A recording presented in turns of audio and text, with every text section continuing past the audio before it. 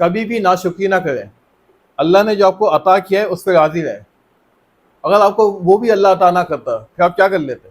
کچھ کر سکتے تھے آپ؟ نہیں. پھر ناشکری کس چیز کی ہے؟ دلوں کو سکون ہی حاصل نہیں ہوتا. اللہ نے کتنی نعمتیں ہمیں عطا کی ہیں. سب سے بڑی نعمت تو صحت ہے آج کے دور میں. آپ کے پاس مال و دولت ہوگا، صحت نہ ہو تو کیا فائدہ؟ لاکھوں کروڑوں روپے بیماریوں میں لگ جاتے ہیں، لیکن ہم پھر بھی ناشکری کرتے ہیں. وجہ صرف یہی ہے کہ ہم راضی نہیں رہ پاتے، سکون اطمینان حاصل نہیں کر پاتے.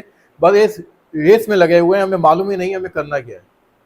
صرف دیکھا دیکھی کہ فلاں شخص کے پاس تو گاڑی ہے، بنگلہ ہے، میرے پاس کیوں نہیں ہے.